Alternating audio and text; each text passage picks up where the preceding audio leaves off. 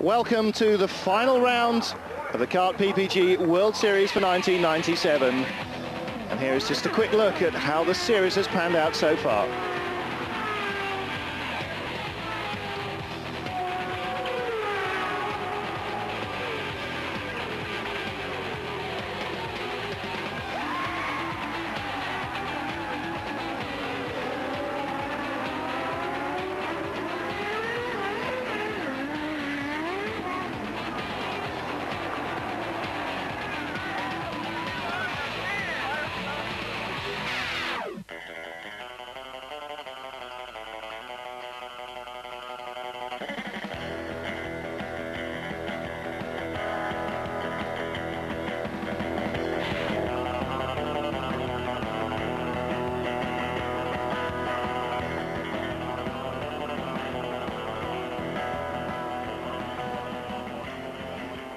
So this is Fontana then, the latest circuit to hold a round of the PPG World Series, and as you can see, these live shots now coming across from Fontana. Beautiful weather, thank goodness. This race at least will go ahead.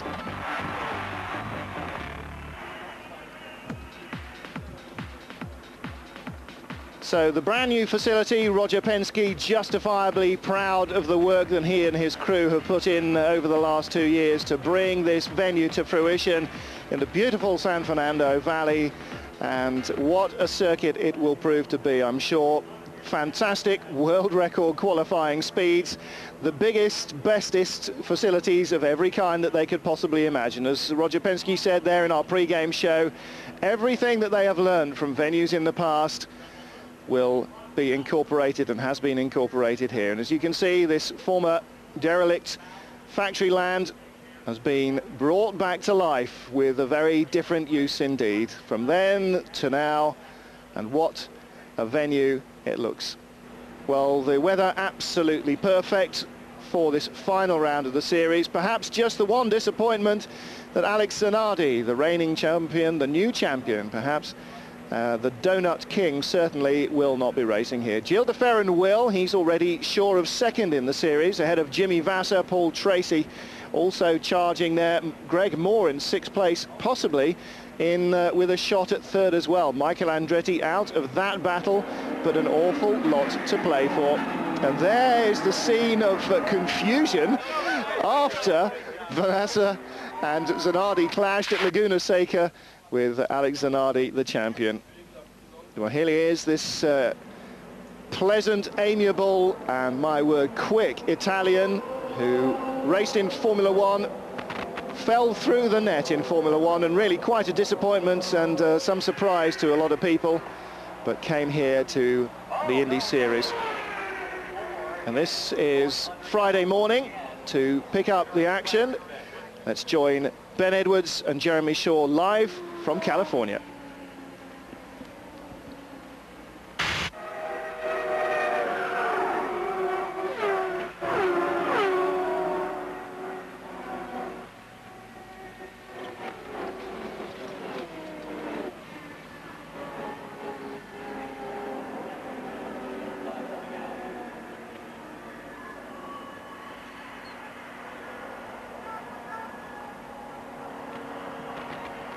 Arie Luyendyk for this race. Luyendyk stands in for Alex Zanardi. Luyendyk's a former winner of 500-mile races.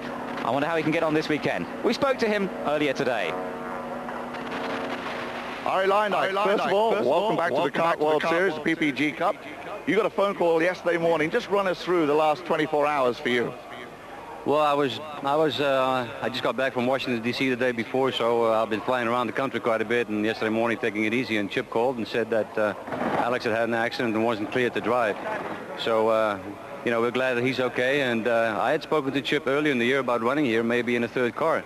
So, last race in Laguna, I said, well, I guess we're not running in Fontana. He said, no, we're just going to run 2 cars, but obviously when this happened, my name came up, and he gave me a call. Sent his jet out to pick me up, and here we are. So a couple of laps yesterday with the seat was very uncomfortable, so we made a seat last night, and we had a long afternoon to get everything ready. And I feel pretty comfortable. The seat is not perfect yet. I'm using too much of my neck muscles actually. So we have to work on comfort zone a little bit, but the speed is there. I think we ran at 234, maybe at 235. The car is tremendous. All right, well, good luck to you in the race today, Arie, and we'll keep a close eye on you.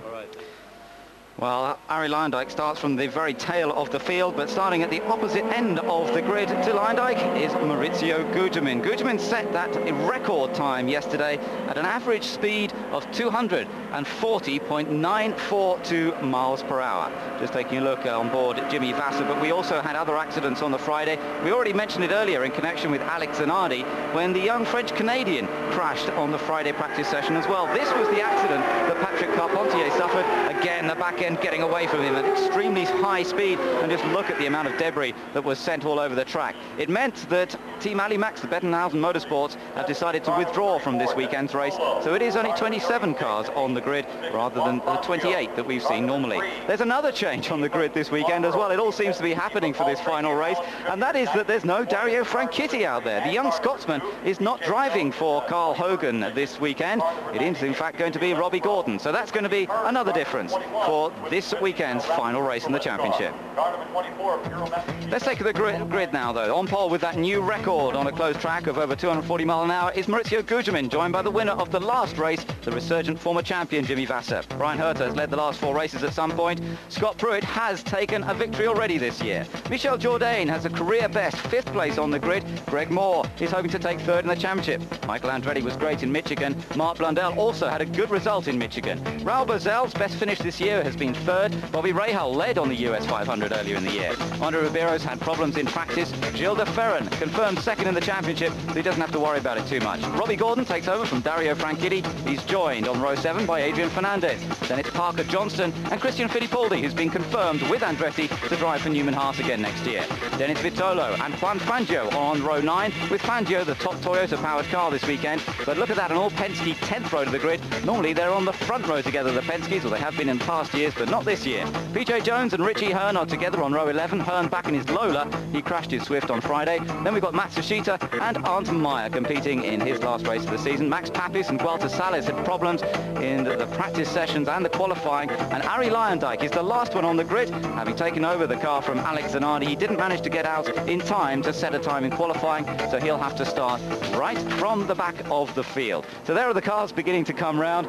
Jeremy, we really have got a great race in prospect, and Arie Luyendyk, he's been successful on 500-mile races in the past, and he's also done well from quite a long way down in the past. You know, Ben, I think any of at least 15 drivers have a legitimate hope of winning this motor race, and Arie Luyendyk certainly is amongst them. In 1991, you might remember, at Michigan Speedway, he started last on the grid. He didn't qualify the car. He started dead last. He got up into the lead, was looking set to win it, and then he had a stop-and-go penalty. He came back again and finished 2nd.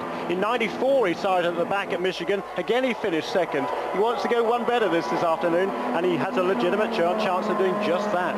Looking there at Robbie Gordon, we had a brief shot of Robbie Gordon in the Hogan car this weekend, not Dario Franchitti. Franchitti putting together a package to run with a different team next year, and that's upset his existing team, and that means that Franchitti not driving this weekend. Looking at Gilles de Ferran at the moment from his onboard camera, and remember Gilles already 2nd place, wrapped up in the championship, running on the Goodyear tyres, but we've seen some other competitors on Goodyear tyres doing better. Brian Herter is the top Goodyear tyred car, up in 3rd position on the grid, and as ever it's been a tyre battle this year, but we could see problems for some of the competitors. Very high temperatures again here today, Jeremy, a bit like we had at Michigan, and that could of course make a difference. It's very warm indeed. It's much warmer today than it was yesterday, and a lot warmer than it was on Friday. Friday here we had the remnants of Hurricane Nora passing through Phoenix to the east of here, dumped a lot of rain here on Thursday, and the residual effect on Friday was overcast most of the day. It's a lot hotter today, and the tyres are going to have a hard time with these immense speeds of well over 240 miles an hour on the straightaways. Now there's a sight to please Roger Penske, a full grandstand. The average ticket price, just for your information, is around $54. Not that bad really, if you consider that's about £30 English. And great facilities here underneath the grandstands, with picnic areas all the way along. Look at this, Jeremy, look at this. Sorry to interrupt you, but we have a big fire for Juan Juan Fangio in the Toyota car, and just look at the line of oil he must be leaving behind him, and this is going to cause quite a long delay to the start of this race, surely. That is unbelievable that it has blown up quite so early. I mean, they haven't even got up to speed yet. They're coming around to the start gantry, and the race will start under yellow flag, so they will actually start scoring laps from now on, but it is under yellow flag conditions that they get this race underway. And disaster and drama. There is Dan Gurney, the team manager for Juan Fangio in the number 36 car, and well, what an incredible start to the day. The team actually based here in California, and Juan Fangio had qualified reasonably well, but that really was bad news. Meanwhile, down in the pits, let's hear from Guy Hobbs, who's got Alex Zanardi with him. Alex, you were getting ready, pumped up to watch a great start. Unfortunately, one of the Toyotas has lost its motor. We're starting under yellow. How tough is it, first of all, for you to be watching this from up here as opposed to being out there in a car? Well, it's incredible. I've never been that nervous in my whole life, and I didn't believe I could get that nervous just watching. Oh, I've heard that you're going to spend the day as a fan, and at some point you're going to go over and watching the stands as well, and really get in there and root with the family and root for the racing. Yeah, that's terrible, because I'd like to be out there, but we're pretty well represented. You know, the Target Chip Ganassi Racing has two great drivers out there, Jimmy Vasser, my normal teammate, and Arie Luyendyk, which is going to do, I'm sure, a tremendous job for the team. So I'm just regretting for myself, because, you know, it's a lot of fun to be out there and drive at that speed, and today's not my day. Now, we have to congratulate you, obviously, on your championship, a great championship. What do you plan on doing the next couple of weeks? Well, I'm going to try to rest a little bit and see my family, my friends, and then we'll be back on roll, because we have a lot of commitments for the sponsors, for Honda in particular and Firestone. Then we're going to be doing some visit at the Target headquarters, and we have to start our testing for next year, you know, so it'll be a pretty busy winter. All right, well, enjoy your victories of the championship, and congratulations to you, and we'll keep an eye on you for next year. Thank you. Thank you, Alex. Thanks, Guy. Well, Alex Zanardi sadly not in this race, but there is Arie Luyendyk towards the back of the field, and he'll be hoping to stand in effectively for the Italian here today.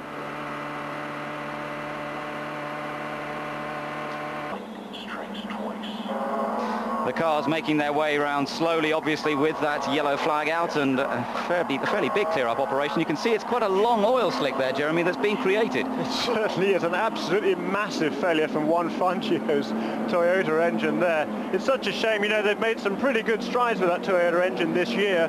Fangio qualified at 230 plus, 231, 262. And both he and PJ Jones have been over 232 in practice. And, you know, even just a couple of months ago at Michigan Speedway, they were struggling to get much better than 225 or 6.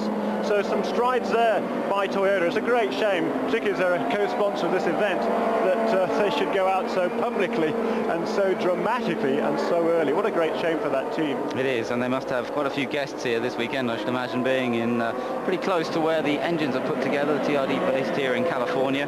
So a great disappointment for them. But let's just take a look at this facility, Jeremy. What a wonderful picture we're seeing there, the overhead shot of this D-shaped oval, very similar, of course, to the Michigan oval that Roger Penske already owns. But the surface of the track particularly has been very, very impressive for the drivers. They found it's a very fast surface, basically. Yeah, a new surface generally is clean, and it really is very grippy indeed. As it gets a bit more worn, then I think the speeds will come down a little bit, but all the drivers are saying, you know, because it is so new and because it is so grippy, the speeds are there. Well, down in the pit lane, Guy Hobbs has caught up with the boss of Juan Fangio's team, Dan Gurney. Over to you, Guy. Dan Gurney, Toyota sponsors the event here. You're the Grand Marshal, not off to a good start. Well, we Grand Marshals have trouble also, you know, sometimes. We're not sure what it is yet. We did see a track of oil behind the car, and it caught on fire. I guess that might have been oil. But at the moment, until we get to look inside the car, get it in our hands, we won't know what it was. Did it show up on the telemetry as he was coming around on that lap? It showed up on telemetry as a loss of oil pressure while the engine was still running. But beyond that, we don't know any more than that. Well, Dan, you have a great history of racing here in California. Hopefully, PJ Jones, also a very famous Californian racer, along with his father, Parnelli, can get some results for you today. Well, he's running very, very nicely, so we have high hopes still. We're sorry about Juan, but that happens in this game, even the Grand Marshal. All right, well, enjoy the Grand Marshal part of the day. Oh, thank you. Dan Gurney down in the pit area. Thanks, Guy. Well, PJ Jones running nicely at the moment, but it has to be said it's rather early stages in this 500-mile race, and the cars still making their way around fairly slowly under yellow.